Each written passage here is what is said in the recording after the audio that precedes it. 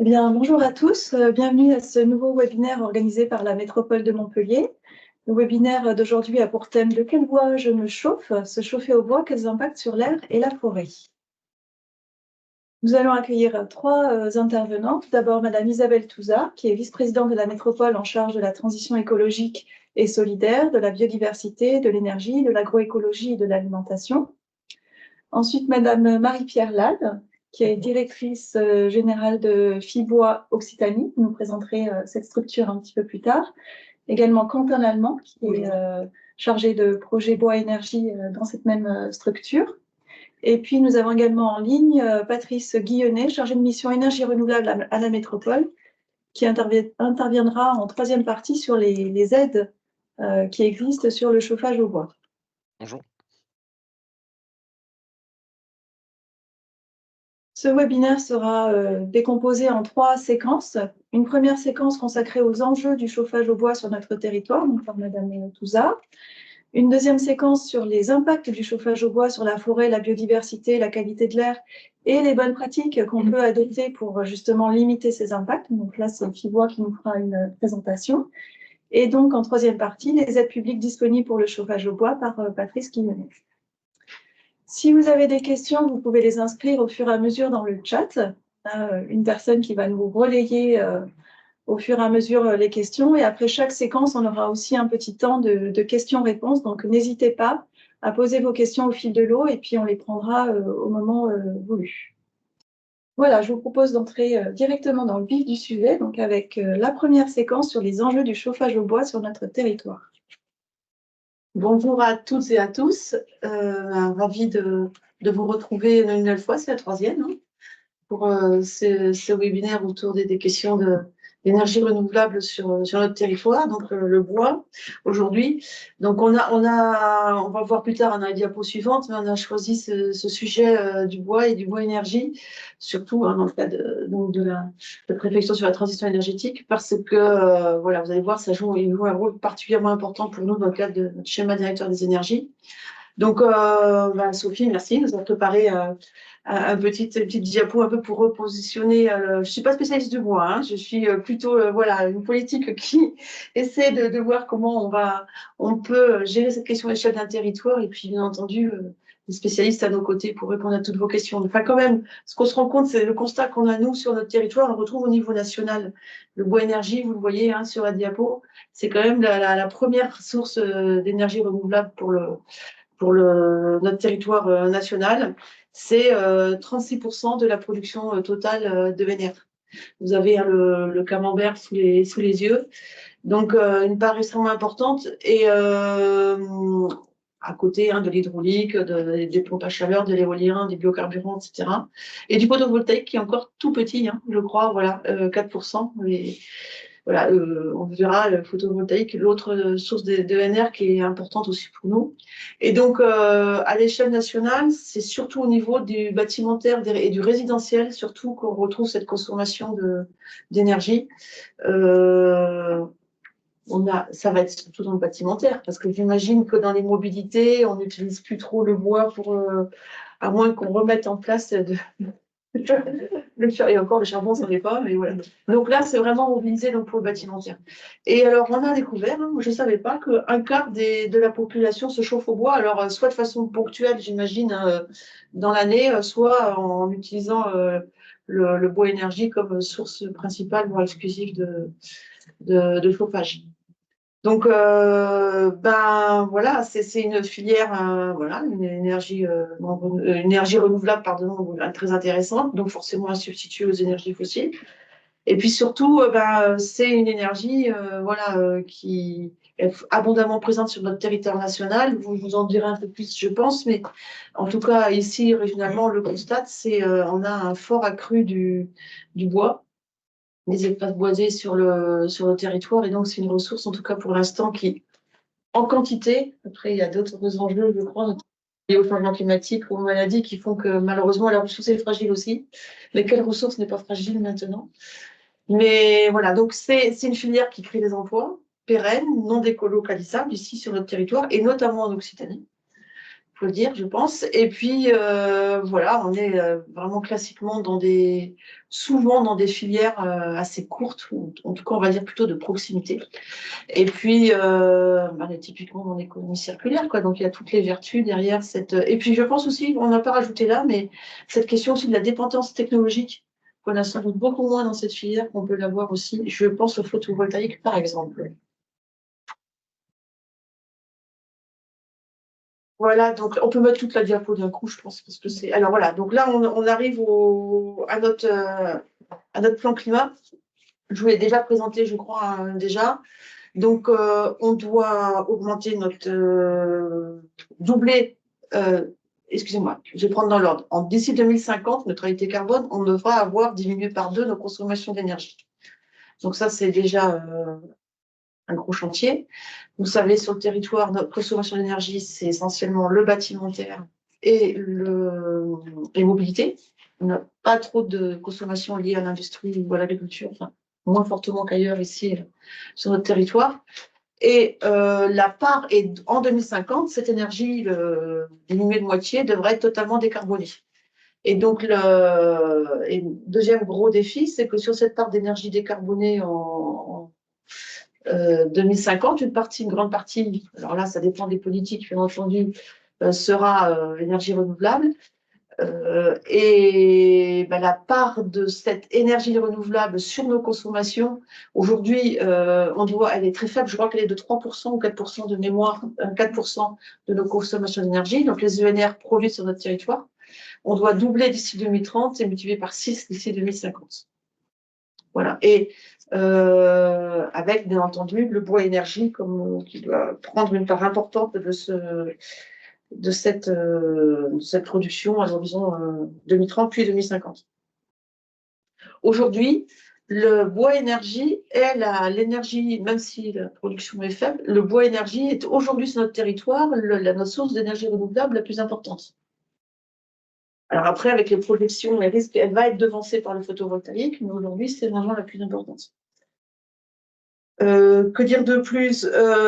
On prévoit donc une production de chaleur à base de biomasse solide qui doit atteindre 254 gigawattheures en 2026. Donc, ça veut dire une augmentation de 30% par rapport à notre consommation de 2019. Vous avez les chiffres sous les yeux, je crois, oui, c'est ça. 395 gigawattheures en 2050, soit une multiplication par 2 de cette consommation de bois énergie sur notre territoire. Et alors donc, c'est sûr que pour nous, puissance publique, les territoires déjà fortement engagés dans cette dynamique-là, des réseaux de chaleur, c'est les réseaux de chaleur qui sont vraiment je dirais, les réseaux qui vont porter le développement principalement de bois énergie. Je crois de mémoire, mais on en parlera, que dans ces réseaux, en tout cas sur la ville de Montpellier, qui sont gérés par la CERM, plus de la moitié de la consommation d'énergie, presque 60%, est issue du bois de biomasse, de la biomasse du bois énergie, notamment.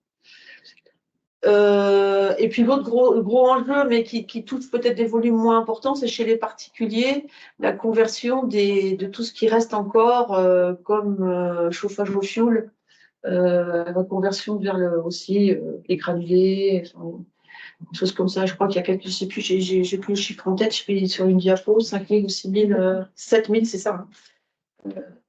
Voilà, c'est ça, qui sont à remplacer. Voilà, donc c'est ça, c'est la diapo suivante. Donc, sur le réseau de chaleur montpelliérain de chaud et de froid, donc qui essentiellement sur la ville de Montpellier. On a aussi des réseaux de chaleur sur des villes environnantes comme Castelbon, par exemple, mais qui pour l'instant ont été mis en place dans le cadre d'opérations privées.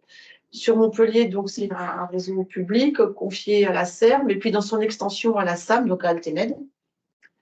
Et qui est alimenté aujourd'hui 65% par des énergies renouvelables, dont voilà, 55% dans le chiffre lié à la biomasse. Le reste, c'est aussi du biogaz, aussi de l'énergie de récupération. Alors, je ne sais jamais si on compte l'énergie de récupération, les énergies fatales, on dit fatales aussi, hein, comme la chaleur qu'on peut récupérer sur les centres de calcul ou sur les eaux usées. On a ça aussi à la clinique Beau Soleil. Je ne sais pas si on considère ça, je me tourne vers Sophie, comme une énergie renouvelable. Ouais. Moi, je dirais oui. Oui. Et voilà, donc tout ça, ça fait 65%. Donc ce qui fait qu'on est quand même, au niveau national, on a un réseau de chaleur qui est bien, qui est vraiment assez performant à ce niveau-là. Et on a des ambitions à passer à 70% assez rapidement et 80% en 2030. Voilà. Et c'est ça, ce sera surtout grâce à la biomasse et notamment au bois énergie. Donc on arrivera à atteindre ces 80% de NR dans les réseaux. Réseau qui, je termine là-dessus pour le contexte, réseau qui aujourd'hui dessert, on raisonne en équivalent logement d'un logement de 70 mètres carrés, un peu moyen, on va dire. On dessert 25 000 équivalents logements sur le territoire. Et parce qu'il y a aussi beaucoup des équipements publics, hein, des écoles, des choses comme ça, ou des bâtiments publics qu'on transforme en équivalent logement. Et l'objectif, c'est de tripler ce chiffre. Ça, c'est l'objectif du président de la FOS. C'est de tenir à marche forcée, je veux dire, tambour battant, mais de tripler aussi ce réseau de chaleur à l'horizon 2030. Donc, non seulement on augmente le taux de NR dans le réseau, mais en plus, on triple le réseau. Donc, double contribution au développement réseau NR. Il y avait des exemples de chaufferies. Là, la dernière chaufferie bois en date, c'est celle de la cité créative de l'EAI, qui a été inaugurée au début de l'année dernière. Voilà. Donc, sur cette partie du contexte, Sophie. Merci beaucoup, Madame Touzard, pour cette mise en contexte, effectivement. Est-ce qu'on a des questions dans le chat? Nous n'avons pas de questions à ce stade. Je pense que tout a été clair. Pas de questions. Dans ce cas, on va pouvoir passer à la présentation de la structure FIBOA Occitanie et puis à la deuxième séquence donc, sur les impacts du chauffage au bois. Très bien. Déjà, merci de nous avoir invités à participer à ce webinaire. Donc, FIBOA Occitanie, c'est l'interprofession de la filière tous les bois. C'est-à-dire que c'est une structure qui a comme particularité de rassembler quasiment toutes les organisations professionnelles qui représentent les acteurs de cette filière, de l'amont forestier jusqu'aux différents débouchés du bois, qui sont le bois énergie, qui est notre sujet du jour, mais aussi le bois industrie et le bois d'eau. Voilà, donc on a une structure associative, on a aujourd'hui 160 adhérents tout au long de cette filière. On est structuré en 5 collèges qui partent de la propriété forestière, des gestionnaires forestiers, de la transformation du bois et notamment du bois énergie, et puis les utilisateurs, et enfin les acteurs de la formation, du transfert de technologie, des bureaux d'études, architectes, des structures qui concourent aussi à la valorisation du bois dans son ensemble. Voilà. Donc, nos missions aujourd'hui, c'est d'accompagner le développement économique de la structure et ça passe par différents leviers comme la promotion de cette filière et la diffusion de la connaissance de ce que c'est que la forêt, de sa gestion et de cette filière auprès du grand public. On accompagne également, bien sûr, les professionnels au sein de la structure, donc avec de l'animation, avec de la mise en relation. On accompagne les entreprises sur des projets collectifs individuels également.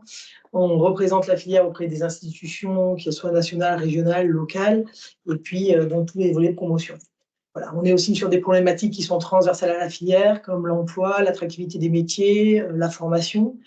On fait aussi beaucoup d'accompagnement à l'usage du bois dans la construction. Et puis, on accompagne aussi la structuration des filières, comme les actions sur le bois énergie que vous aurez l'occasion de voir tout à l'heure. Voilà. Très bien, merci pour cette présentation. Et donc maintenant, est-ce que vous pourriez nous présenter quelques méthodes de chauffage au bois et nous expliquer quels sont les inconvénients et les avantages de ce mode de chauffage? Oui, parfaitement, oui. Donc les méthodes de chauffage au bois, elles sont multiples. Mais bon, déjà, on va revoir les bases. Donc, qu'est-ce qu'on comprend derrière le terme bois énergie? Donc, le bois énergie, ça peut être du bois bûche, donc ce qu'on appelle couramment le bois de chauffage. Ça concerne aussi donc, tout ce qui est bûche densifiée. Donc, les bûches densifiées, elles sont faites principalement avec de la sciure, du bois déchiqueté issu de scieries, de travaux forestiers ou de bois recyclé. Ça comprend aussi donc, le bois énergie, les granulés de bois. Donc, comme pour les bûches densifiées, donc c'est fait à base de sciure, de bois déchiqueté, rebroyé et recompacté. Et enfin, on a tout ce qui est bois déchiqueté au sens large. Donc, ça peut être de la plaquette forestière, issue de travaux forestiers, des plaquettes industrielles. Donc, ça, c'est issu de l'industrie de transformation du bois. Et enfin, donc, des déchets de bois non traités, donc qui sont recyclés, rebroyés, réutilisés pour pour en faire du bois énergie. Donc, il existe différents types d'appareils donc pour brûler ces combustibles. Donc, les bûches, les granulés, les bûches densifiées donc, sont principalement utilisées pour le chauffage domestique dans les maisons individuelles, donc souvent dans des poêles, des inserts, mais aussi des chaufferies. On peut les retrouver de temps en temps dans des chaufferies collectives. Et donc, pour le bois déchiqueté, c'est l'inverse. Il est principalement utilisé dans les chaudières collectives, donc c'est ce qui est principalement utilisé notamment sur la métropole de Montpellier. Donc, soit sur des chaufferies, soit dans des réseaux de chaleur urbains ou des réseaux de chaleur dans les centres-bourgs en milieu ruraux. Donc, au sujet des avantages et des inconvénients, donc le premier avantage, c'est que c'est l'énergie la moins chère. On entend souvent dire que c'est l'énergie la moins chère et c'est vrai. Donc là, voilà, on voit le graphique qui représente donc, les évolutions dans le temps du coût de l'énergie. Donc, c'est en centimes par kilowattheure. Donc, c'est une unité de mesure de production d'énergie pour chaque combustible. Et donc, voilà, on voit donc, le granulé qui est en jaune et en rouge. C'est le bois énergie le plus cher. Donc, on voit qu'il est autour de 10 centimes par mégawattheure par kilowattheure, pardon, contrairement au fuel qui est à 12,8. Donc là, c'est des données de décembre 2023 et ça peut monter jusqu'à 23 pour l'électricité. Et donc, voilà, le bois déchiqueté est encore moins cher. Le bois de chauffage, on va le retrouver entre 5 et 6 centimes par kilowattheure. Et donc, je me perds. Oui, donc, on observe également il y a un petit sursaut. Donc, ça avait beaucoup été médiatisé en 2022. Il y avait une augmentation du prix du granulé. Voilà, il y avait une peur de pénurie avec une forte demande. Mais on voit que les cours sont revenus à des niveaux normaux pour cet hiver 2023. Et donc, voilà, donc dans ce contexte d'explosion du prix de l'électricité et du fuel, le bois de chauffage reste le moins cher. Donc, si on reste à la diapo suivante. Donc, comme on le disait, donc, le premier avantage, donc là, on présente les avantages et les freins. Donc, les avantages, le premier avantage, c'est que c'est l'énergie la moins chère. Donc, à titre d'exemple, donc 4 stères de bois, ils vont coûter 700 € de moins que du fuel et 1100 € de moins que de l'électricité à production d'énergie égale. Donc, c'est aussi une énergie renouvelable, donc, qui valorise une ressource locale, donc, comme le disait Madame Touzard tout à l'heure. Donc, par ce biais, ça contribue à l'indépendance énergétique de la France. Un tiers des énergies renouvelables en France sont issues de bois énergie. Le bois énergie est indispensable dans nos objectifs de réduction de notre recours aux énergies fossiles et dans un contexte de décarbonation de nos activités. Ensuite, donc, le bois énergie garantit des emplois non délocalisables. Donc, on estime à 26 000 emplois en 2020 à l'échelle de la France. Donc, pour la filière bois énergie, on peut ajouter à ça donc, le bois énergie contribue à valoriser donc, pour partie des déchets de l'industrie du bois. Donc, c'est ce qu'on appelle les connexes. Donc, ça peut être les connexes de l'industrie du bois d'œuvre ou du bois industrie, pardon. Et donc, le schéma régional biomasse Occitanie a d'ailleurs pour objectif de doubler la quantité de déchets de bois valorisés en bois énergie d'ici 2050. Donc, la métropole de Montpellier fait d'ailleurs fonctionner ses chaufferies à hauteur de 35% avec du bois recyclé, enfin des déchets de bois recyclés. Et la plateforme est à Pignon. Ok. Et donc, voilà. Non, mais parfait, merci. Et donc, les études montrent que lorsque le bois est correctement récolté et correctement utilisé, il a aussi un meilleur bilan carbone que les énergies fossiles. Donc, mais il y a aussi des freins, il n'y a pas que des avantages. Donc, bien que ce soit le combustible le moins cher, les appareils, en général, sont plus chers que les appareils fonctionnant aux énergies fossiles. Ça va demander plus d'entretien aussi, donc gestion des cendres, nettoyage régulier, ramonage et entretien par un professionnel au moins une fois par an. Ensuite, le bois de chauffage, il nécessite d'avoir un espace de stockage pour le bois, ce qui n'est pas forcément le cas pour l'électricité. On peut aussi noter qu'il y a une autonomie réduite de certains appareils. Il y a besoin de recharger plus ou moins régulièrement les appareils. Donc, il y a des appareils plus automatiques que d'autres, comme les appareils pour les granulés notamment, et certaines chaudières. Et enfin, les installations anciennes, elles sont gourmandes et polluantes. Donc, il est nécessaire d'avoir une installation relativement récente, mais il existe des aides pour accompagner les particuliers. On en reparlera à la fin du webinaire. Eh bien, merci. Donc maintenant, on va aborder la partie des impacts environnementaux du bois énergie, parce que c'est une question que pas mal de personnes se posent. Et donc, c'est pour ça qu'on a voulu organiser ce webinaire pour répondre à cette inquiétude ou voir à cette idée reçue. Vous allez nous éclairer là-dessus. Oui. Ah, c'est vous, d'accord. Voilà. Donc en fait, là, ce que je vous ai mis, je vous ai présenté un schéma un peu simplifié, mais de circuit du bois qui part de la forêt vers ses différents usages. L'idée, c'est de comprendre qu'on ne va pas forcément en forêt que pour aller chercher du bois énergie. On va principalement en forêt pour aller chercher du bois qui va être mieux valorisé, comme le bois d'œuvre qui va partir dans la construction ou du bois industrie. Et qu'en effet, en fonction de la nature des forêts, on peut être amené à aller chercher du bois énergie. Donc, on sera plutôt sur des forêts de feuillus ou de type méditerranéenne, comme nous avons ici sur la partie Aix-Languedoc-Roussillon. Et puis, on va aussi, le bois qui sortira de cette forêt sera aussi issu d'éclaircies, c'est-à-dire qu'il sera lié à la gestion forestière des parcelles qui sont exploitées. Et les éclaircies, par exemple, c'est la coupe de certains arbres qui sont estimés ne pas pouvoir donner demain des troncs très importants, très conséquents, pour pouvoir en faire, par exemple, du bois d'œuvre, ce qui aujourd'hui crée le plus de valeur ajoutée dans la filière. Voilà, donc ça représente à peu près 64% et 36% du bois utilisé comme bois énergie n'est pas issu de la forêt. Donc c'est quand même des chiffres qui sont assez importants à avoir en tête.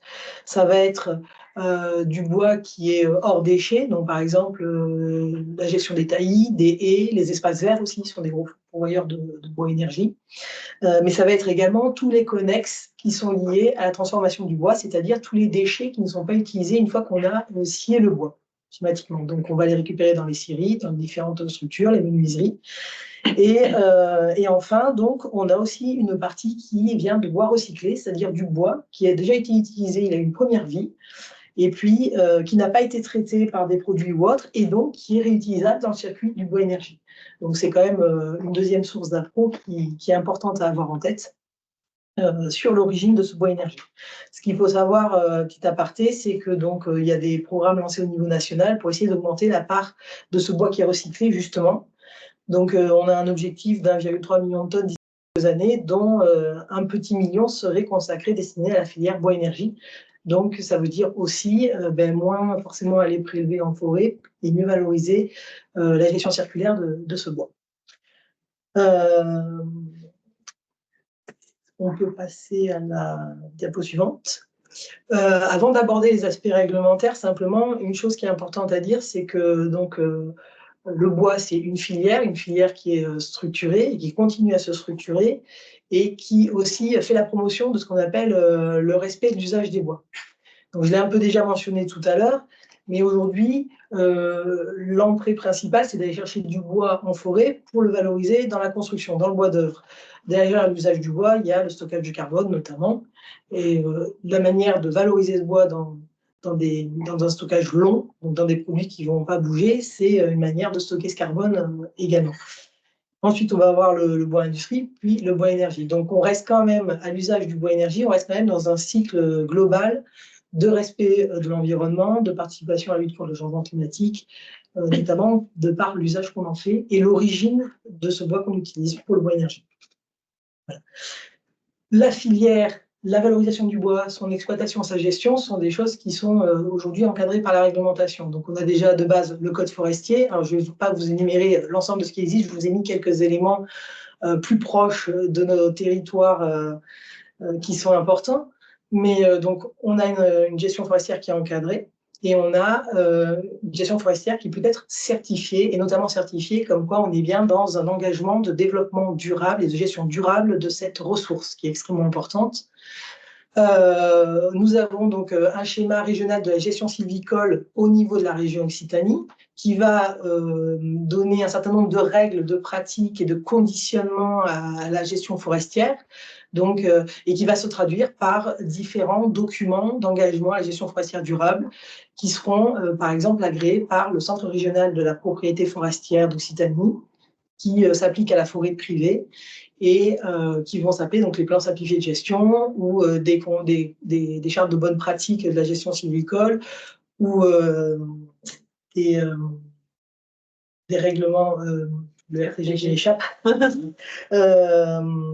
C'est une réglementation aussi sur la gestion forestière, mais ça va être des documents, par exemple, qui vont être mis en œuvre en fonction de la manière dont vont être gérées ces surfaces forestières.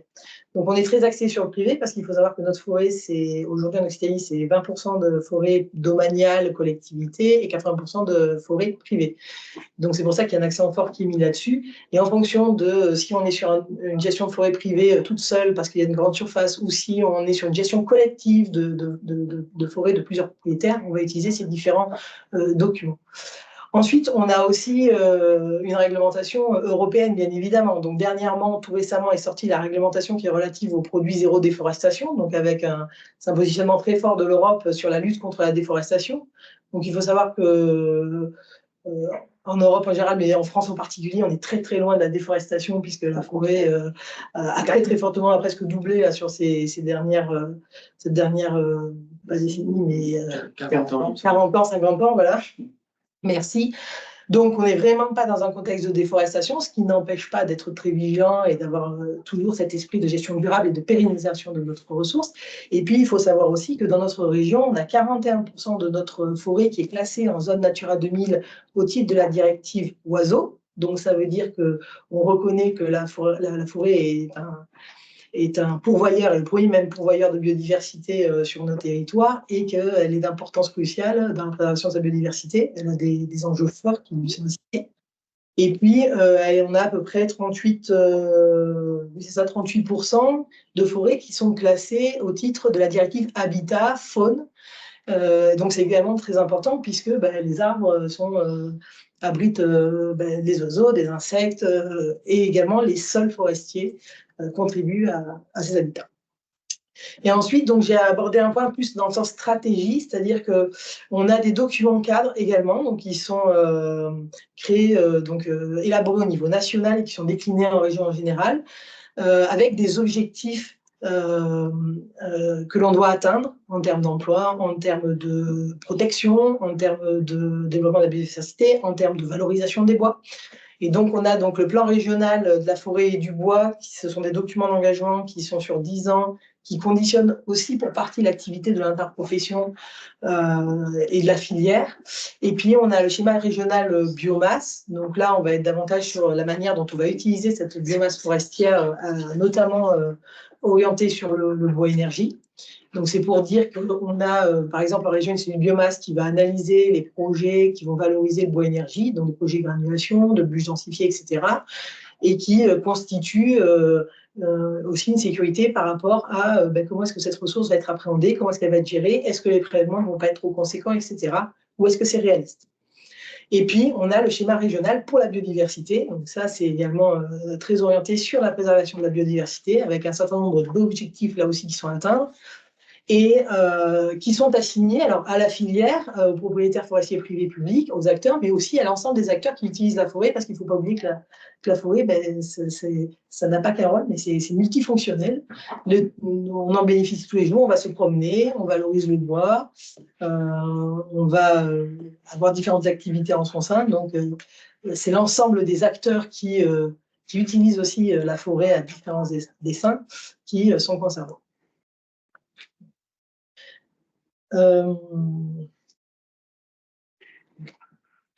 Et enfin, donc le dernier point, avant d'aborder la partie impact sur la forêt directement, la forêt occitane aujourd'hui, c'est 2,6 millions d'hectares, c'est 36% du territoire d'Occitanie, et qui reste toujours en croissance.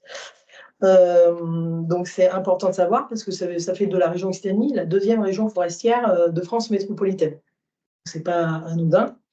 Et donc, il pèse un certain nombre d'enjeux. La première, c'est Auvergne-Rhône-Alpes, qui nous dépasse légèrement, mais nous Aquitaine. Les deuxième, troisième. On n'est pas très loin tous. Donc voilà. Il faut savoir aussi que nous sommes sur une forêt qui est composée aujourd'hui de 77% de feuillus et le reste, ce sont des essences issues de résine. Et enfin, dernière information qui est assez importante, c'est qu'aujourd'hui, au niveau du prélèvement que l'on peut faire en forêt pour valoriser le bois, on est à ce qu'on appelle une moyenne de 39% de l'accroissement naturel annuel de cette forêt. Donc ça veut dire qu'en moyenne, on est très très loin d'impacter et très très loin de la surexploitation de la forêt ou de la déforestation. Puisque chaque année, donc, les arbres poussent et nous, on prélève 39% de ce qui a poussé en équivalent. On ne touche pas au capital. Non, on ne touche pas au capital, c'est exactement ça. On ne touche qu'aux intérêts. Et ça, c'est très important et on y veille. Et l'ensemble des acteurs, que ce soit l'État, la région, les acteurs gestionnaires, l'ONF, le CRPF, les propriétaires forestiers publics, y veillent. C'est le patrimoine qu'il faut qu'on préserve pour en bénéficier aussi demain pour nos générations futures. Ensuite, ce qu'il faut savoir, c'est que le rôle de la forêt, souvent on le présente par les 3 S. Ça a un très fort impact au niveau du changement climatique, de la gestion des émissions de gaz à effet de serre. Et donc, ça a un rôle de séquestration, de stockage de carbone et de substitution. Donc, pour ça, tout cela pour dire qu'aujourd'hui, il est essentiel, et les premiers, j'ai envie de dire, protecteurs de la forêt, ce sont les forestiers eux-mêmes, et les propriétaires, c'est essentiel de préserver la forêt que l'on a, qui aujourd'hui se voit menacée par le changement climatique, par les sécheresses qui s'accroissent, etc. Et donc, quand on dit que c'est essentiel, c'est préserver la forêt, les arbres, mais la biodiversité également, sans laquelle rien ne peut se faire. Hein. Tout est synchronisé, tout est lié. Donc la forêt, c'est le premier réservoir de biodiversité. Sa croissance en Occitanie, donc, c'est de plus 34% en 20 ans. Et ce qu'il faut savoir aussi, autre particularité sur la forêt, c'est que 60% de notre forêt est en zone difficile d'accès. Donc ça veut dire qu'il y a des zones qui sont inaccessibles et qui vont rester en évolution naturelle, et puis des zones qui vont être plus difficiles d'accès, mais sur lesquelles on peut quand même aller valoriser le bois et accompagner la forêt à son renouvellement. Là, les quelques données que je vous ai mises, hein, c'est issu de l'Observatoire régional de la biodiversité. Donc, plus de 3/4 des volumes de bois qui sont en forêt concernent des arbres qui sont petits, moyens d'un mètre. Donc, ça veut dire qu'on est sur des forêts qui sont plutôt jeunes ou d'âge moyen. Et donc, on n'a pas beaucoup, en effet, on a peut-être moins de vieilles forêts ou de biodésénescence qui aujourd'hui est très plébiscitée pour la préservation, notamment de la biodiversité forestière, et sur lesquelles des actions sont menées. En moyenne, donc, on a 8,9 mètres carrés de bois de bois mort par hectare dans les forêts. Donc ça, c'est mentionné parce que c'est aussi important. Donc c'est des enjeux aujourd'hui de préservation de ces bois morts en forêt, notamment lorsque l'on va aller récolter le bois. On va veiller à laisser les branchages, les feuilles, le bois mort pour préserver aussi cette partie-là de biodiversité qui est liée à cet état de fait et pour alimenter le sol. Renouveler la fertilité. Donc, renouveler la fertilité, fournir de l'habitat, parce que ça fournit de l'habitat, apporter des éléments nutritifs aussi dans le sol pour maintenir cette biodiversité dans le sol. C'est des enjeux. Donc, c'est des choses qui sont travaillées pour être maintenues ou améliorées. 18% de mortalité des arbres donc été constatés. Donc, c'est des chiffres un peu anciens. Ce qu'il faut savoir aujourd'hui, c'est que on est dans un cycle où la mortalité des arbres risque d'augmenter du fait des sécheresses cumulées ces dernières années, du fait de l'augmentation de certaines maladies liées aux augmentations de température, à la sécheresse, au changement climatique. Et là aussi, ce que je disais tout à l'heure, c'est que le rôle de la filière, de ses acteurs, mais aussi de son environnement, parce que il y a d'autres structures qui travaillent autour de cette forêt, c'est de faire en sorte d'arriver à gérer ces mortalités, d'arriver à gérer le renouvellement de la forêt, pour qu'elles soient encore là demain. Et ça va passer par différents leviers, dont garder les essences locales les mieux adaptées, peut-être réfléchir à l'introduction d'essences qui seront plus adaptées au climat à venir et qui pourront permettre quand même de pérenniser cette forêt, cette biodiversité. Ça va être passer par la gestion forestière qui aujourd'hui tend vers de la replantation pour la partie aidée avec plusieurs essences sur les mêmes parcelles. On s'est prouvé que ça aide à réduire les impacts du changement climatique, à lutter contre la sécheresse, etc. Voilà, donc c'est tous des enjeux qui sont pris en compte aujourd'hui, qui vont continuer à l'être et mis en œuvre. Et enfin, donc, c'est le prélèvement dont j'ai parlé annuel. Donc ça, de toute façon, ne serait-ce que quand parlons de bois énergie, aujourd'hui, tout à l'heure, il était cité 35% des ENR, c'est du bois énergie. L'objectif demain qui est assigné, je crois que c'est par l'État, ou en tout cas évalué, c'est d'aller sur 30 à 40% d'augmentation supplémentaire. Donc, toujours dans le respect de ces accroissements naturels, toujours dans le respect de la préservation de la forêt, mais tout est fait pour pouvoir, demain, que la forêt amène ce dont on a besoin pour lutter contre le réchauffement climatique.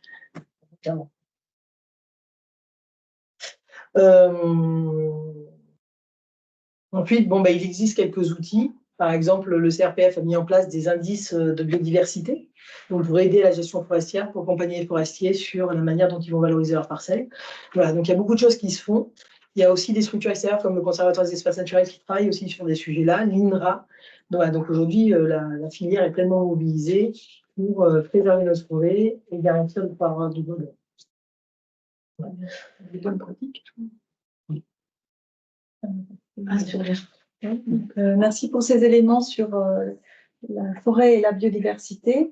Et on avait également des questions sur l'impact du bois énergie sur la qualité de l'air. Est-ce que vous pouvez me dire quelque chose là-dessus? Oui, c'est tout de suite. Donc oui, en effet, si on passe à la diapositive suivante, la combustion du bois elle émet des particules fines, hein, notamment ce qu'on appelle les HAP, donc c'est des hydrocarbures aromatiques polycycliques, et des PM2,5, donc c'est des microparticules de 2,5 mm, pardon. Ces émissions, donc, elles ont un impact sur la qualité de l'air, extérieur mais aussi intérieur, hein. Elles peuvent d'ailleurs à certaines périodes de l'année, dans certaines zones, contribuer significativement aux épisodes de pollution atmosphérique. Il faut savoir que le chauffage au bois domestique représente à peu près 41% des émissions de PM2,5. Donc ça, c'est des chiffres du CITEPA. Et donc, le secteur bois énergie s'est déjà engagé dans la réduction de ces émissions, hein. C'est vraiment un objectif prioritaire. Les émissions, elles ont été divisées par 2 depuis le début des années 90. Donc, il y a déjà un grand pas qui est fait, mais la filière, elle continue à se fixer des objectifs pour l'avenir. Donc, notamment grâce au progrès des équipements, comme on le disait tout à l'heure, la formation des installateurs, l'amélioration de la qualité du combustible et aussi l'information aux usagers, parce qu'on va le voir, les usagers ont aussi un rôle à jouer. Et donc, comme on le voit sur le premier schéma en vert, il y a des moyens de chauffage qui sont plus polluants que d'autres. Donc, les foyers ouverts, par exemple, sont à proscrire, hein. En plus de mal chauffer, ils ont un rendement de 10% en moyenne. Ils vont polluer 5 fois plus qu'un poêle récent.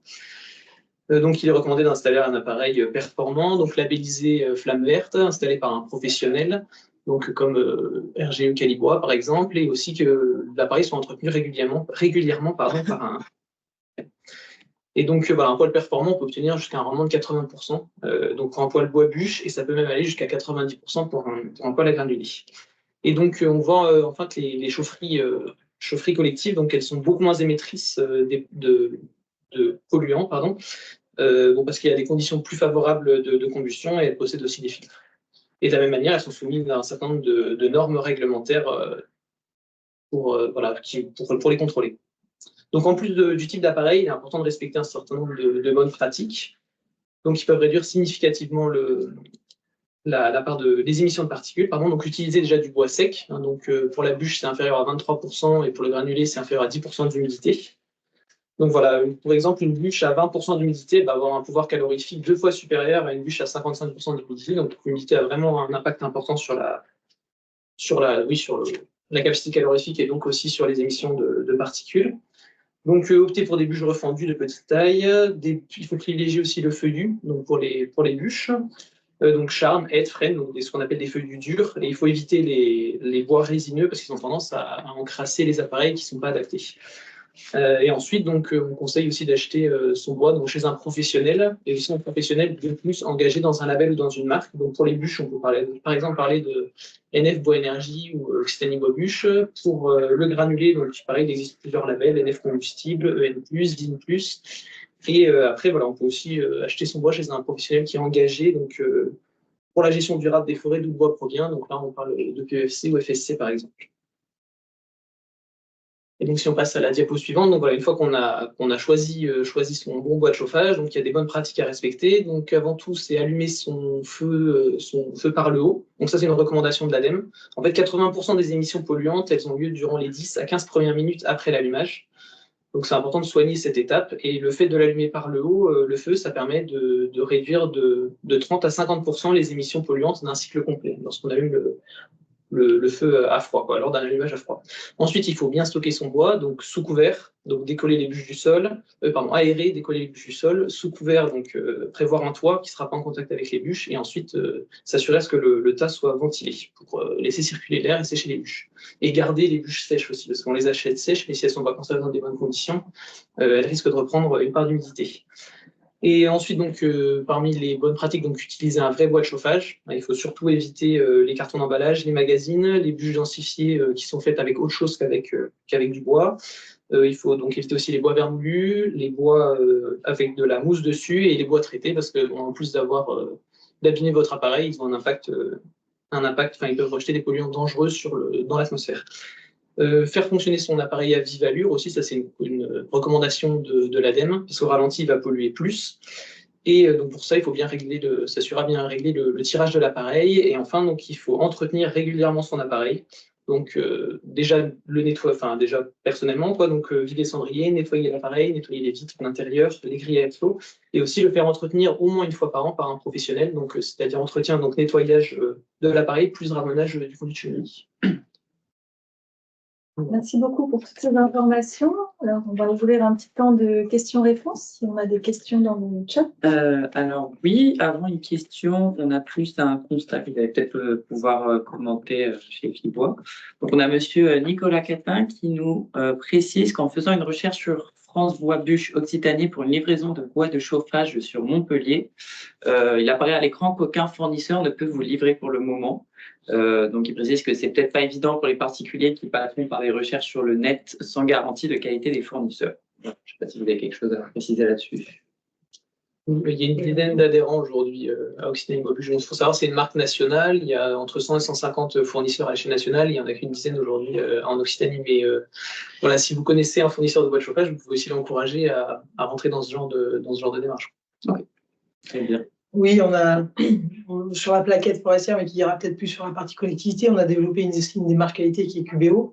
Donc, ça garantit aussi une proximité des fournisseurs, une garantie, comme Occitanie Bois Bûche, de la qualité des produits, notamment au niveau du séchage. Et c'est vrai que donc nous, on fait ce travail-là qu'on a repris en main depuis l'arrivée de Quentin l'année dernière. Mais le client, le particulier, peut aussi, lui, parler de ces différentes démarches qui peuvent exister, notamment Occitanie Bois Bûche, pour inciter son fournisseur de bois bûche à l'intégrer. Ok, très bien, merci.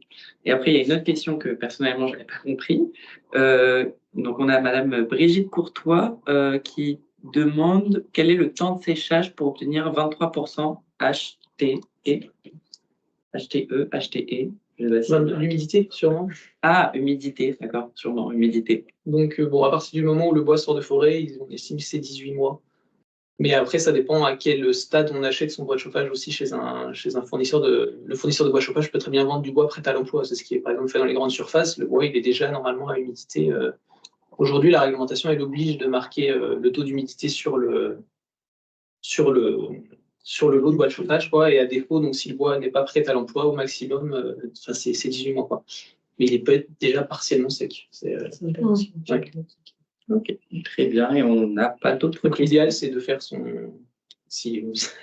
on a un besoin, l'idéal, c'est de commander son bois au printemps, de le laisser sécher en été. Surtout, bon, voilà, quand on dit 18 mois, c'est à l'échelle de la France. Donc, mais en Occitanie, on est quand même dans le sud de la France. On a des étés qui sont relativement chauds. Si on achète son bois au printemps, enfin, voilà, ça peut être, si on a la place de le stocker, c'est bien d'acheter son bois au printemps et comme ça, on est sûr qu'il est sec à l'automne. Ok, parfait. Merci beaucoup et c'est tout pour les questions. Très bien, s'il n'y a pas d'autres questions, on va passer donc à notre troisième partie sur les aides publiques disponibles pour le chauffage au bois. Donc c'est Patrice Guillonnet qui va nous présenter cette partie. Bonjour, est-ce que vous m'entendez bien? Oui, très bien. Bon, parfait. Donc effectivement, on va voir un peu tous les dispositifs, enfin une partie des dispositifs qui existent. Ils sont nombreux, ils sont différents, ces dispositifs financiers suivant si on est une collectivité, une entreprise, un particulier. On va rentrer dans le vif du sujet avec la première slide qui s'adresse spécifiquement aux industriels, aux entreprises, aux collectivités, qui est le fonds chaleur de l'ADEME. Il faut noter le chiffre qu'on voit à l'écran, 45%, donc la prime peut aller, la subvention peut aller jusqu'à 45% des investissements. C'est assez important comme taux, hein. On ne le trouve pas forcément sur toutes les subventions qu'on peut avoir, hein, au niveau des énergies renouvelables. Donc c'est un effort qui est fait assez important de la part de l'ADEME. Elle a vraiment une belle enveloppe financière pour aider les collectivités et les entreprises. C'est des dossiers qui peuvent être un peu complexes à déposer et du coup, il y a des délégataires par territoire. Et donc, pour notre département, c'est le syndicat Héroénergie qui est délégataire sur la partie bois. Pour le fonds chaleur, il y a également, par exemple, la géothermie et le solaire thermique. C'est la CCI, la Chambre de commerce et d'industrie, qui est délégataire pour le solaire thermique. Donc, pour la partie bois qui nous intéresse, Bois Énergie, c'est Héroénergie.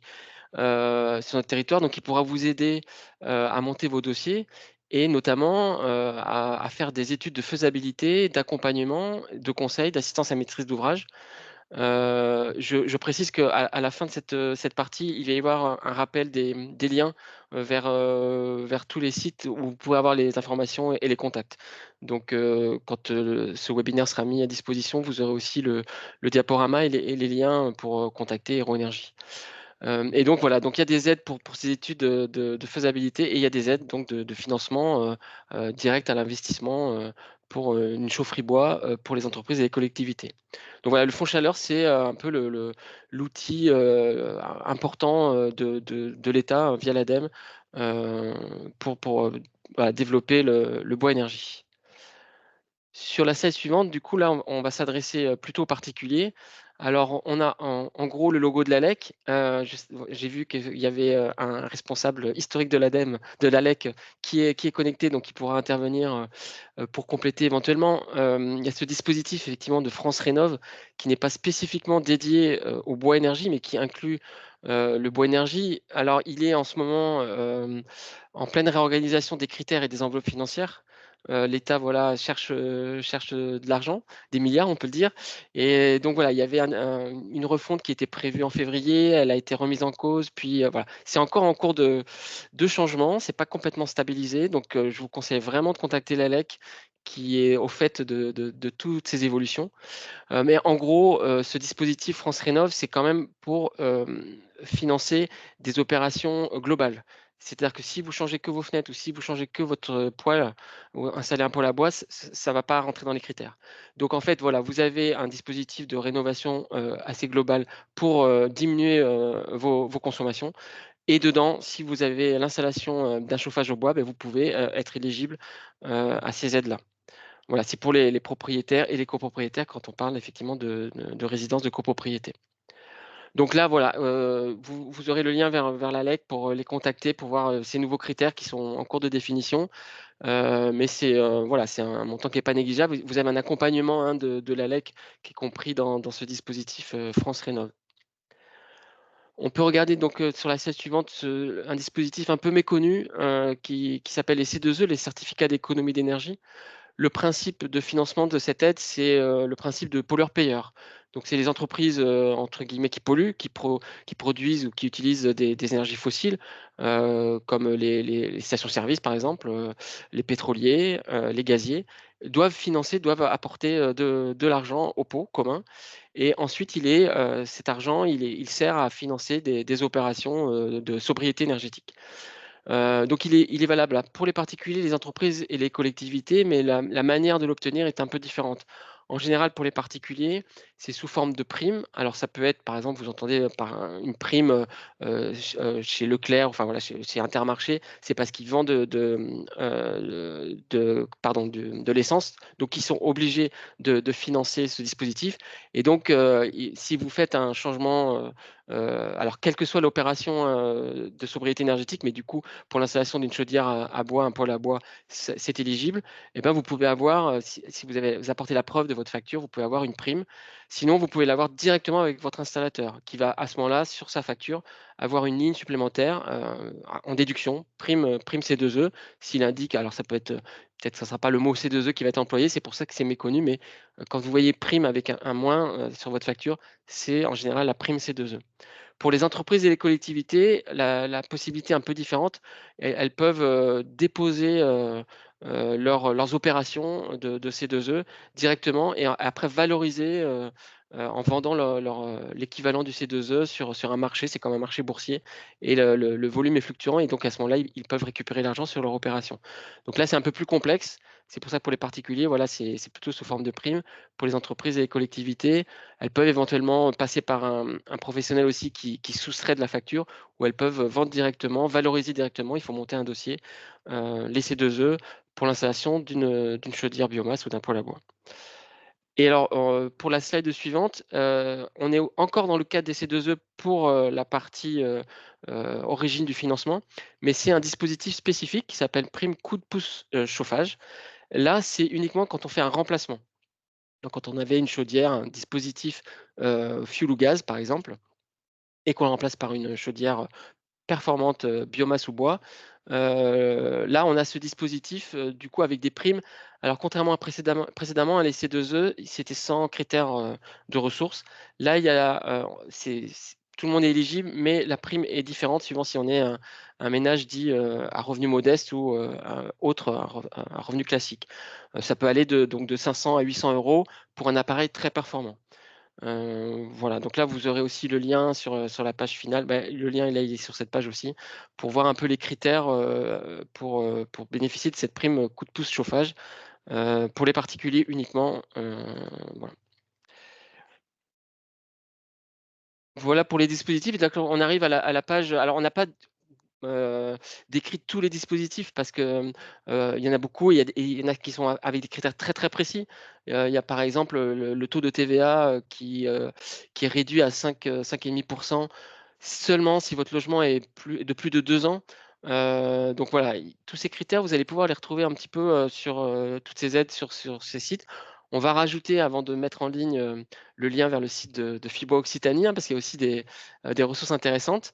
Mais voilà, vous allez pouvoir retrouver effectivement le site du syndicat Aéroénergie, l'ADEME, la COFOR aussi, les collectivités forestières d'Occitanie, qui est un site assez bien fait. Et puis Flamme Verte, qui peut-être que le FIBOA pourra nous parler de ce label.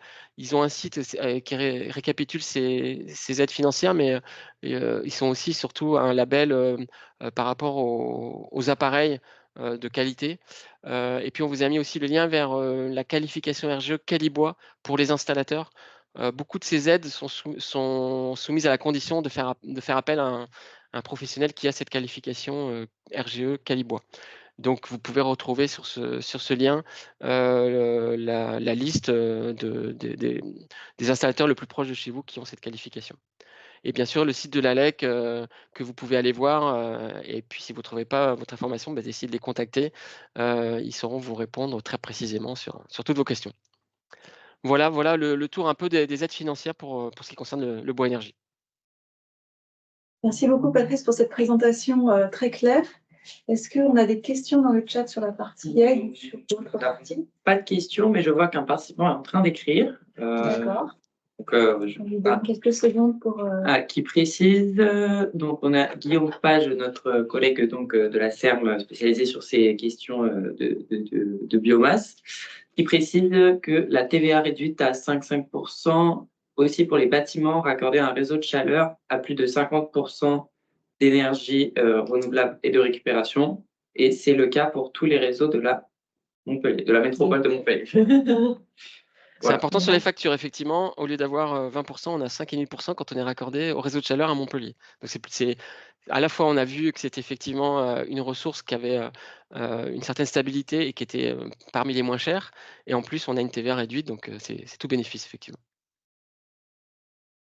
Là, vous aviez. Peut-être juste pour ajouter quelque chose par rapport à ce qui a été présenté et par rapport notamment aux actions, au financement, à l'accompagnement porté par l'ADEME. Il faut savoir que l'ADEME, comme la région ou l'État en ce qui nous concerne, donc, sont des partenaires de la filière forêt-bois. Et particulièrement tout à l'heure, donc on a mentionné la démarche qui a été QBO et Occitanie Babuche. L'ADEME fait partie des structures qui nous accompagnent sur le déploiement et la structuration de ces deux filières-là, collectives et particuliers. Et c'est pour dire aussi, pour donner un peu un cadre un peu plus haut, de dire, en fait, voilà, il y a une action qui est faite aussi bien auprès des particuliers, des collectivités, mais aussi un accompagnement qui va aussi dans ce sens-là au niveau de la filière forêt-bois. Donc, je pense que c'était important de le dire. Les collectivités forestières qui ont été mentionnées sont un des acteurs présents au sein du conseil d'administration de FIBOA. Ils ont en effet un site internet avec des fichiers qui sont pas mal du tout. Ils animent aussi l'observatoire bois énergie. Donc ça permet de recueillir un certain nombre d'informations, de voir un petit peu comment ça fonctionne.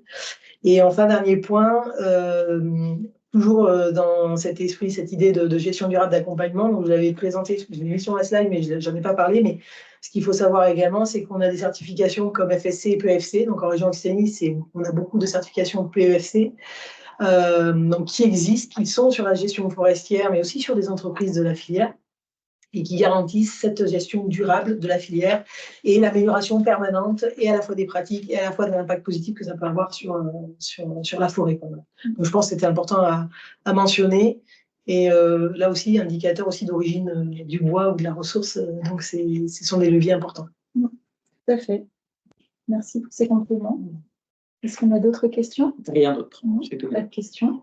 Et Mais est-ce dans ce qu'éventuellement du côté, moi j'ai une petite question du côté de Fibois, vous avez une expérience par rapport au label Flamme Verte, qu'est-ce que vous pouvez en dire? C'est un label qui est assez voilà, qui est fiable et qui est plutôt destiné aux particuliers plutôt qu'aux grosses chaufferies bois? Oui, c'est une assurance supplémentaire d'avoir un appareil performant et donc avec en plus le professionnel qualifié qui l'installe, il va pouvoir correctement le dimensionner par rapport à l'habitat, il va correctement l'installer. Donc oui, c'est une certification et une assurance supplémentaire pour avoir un appareil performant qui va consommer au mieux les bûches et polluer au minimum, quoi. D'accord. Bien. Pas d'autres questions? Non, Toujours pas? Ah. Bon, Ah, il y a quelque chose qui est Ah. apparu. Je crois. ça bouge.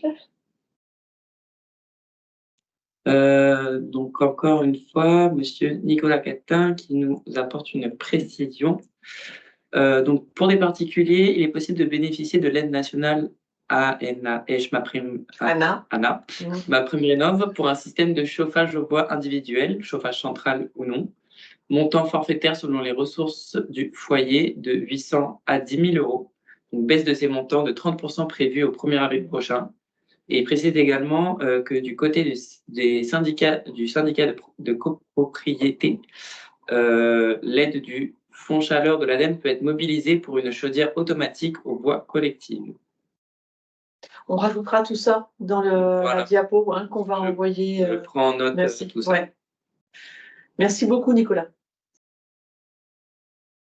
Pas d'autres questions? Je vous propose, Madame Touzard, de conclure. Oui, peut-être merci beaucoup. Et puis peut-être qu'on va continuer à faire des choses. C'est bien ces webinaires aussi, ça Voilà, fait. c'est des gens qui se rendent compte. Voilà, et puis on attaque la métropole, on veut construire cette feuille de route sur Bois Énergie dans le cadre de notre schéma directeur des énergies. Donc, beaucoup de choses à apprendre. Et merci pour tout ce que vous nous avez apporté et d'éclairage sur cette ressource bois. Moi, ce que je retiens, c'est que ce bois énergie qu'on utilise, en fait, en réalité, c'est vraiment de l'économie circulaire dans le sens où c'est les déchets des scieries, les déchets du bois d'œuvre, c'est le bois aussi, les palettes, etc., qui sont reconditionnées. Et qu'en réalité, peu d'exploitation forestière est spécifiquement dédiée à la production de bois énergie.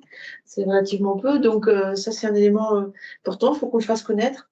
Bien, et puis voilà, moi je pense qu'il y a beaucoup de consommateurs qui ont en effet une vision de la façon dont sont gérés nos bois, nos forêts, qui est peut-être, je ne vais pas dire datée, mais avec voilà, une vision qui font faire, voilà, qui font enrichir, qu'il faut faire bouger. Moi je pense c'est important, nous aussi, comme collectivité, qu'on joue un rôle sur cette question-là. On voit que c'est un peu comme l'agriculture, les exploitants forestiers sont vraiment confrontés à des sérieux problèmes, changement climatique, dépérissement, tout ça. Et on a tous intérêt à ce que cette forêt se maintienne et s'enrichisse le plus possible, y compris nous, les consommateurs, qu'on soit les collectivités ou les citoyens. Donc, voilà, on va mûrir tout ça et puis vous remercier vraiment d'être venu. Remercier à toute l'équipe qui a préparé l'organisation de ce webinaire et puis vous donner rendez-vous pour la prochaine fois. On n'a pas encore défini le thème, mais c'est pas les sujets qui manquent. Merci à tous, merci. Au revoir. Au revoir. Oui, bonne journée, au revoir. Merci, au revoir.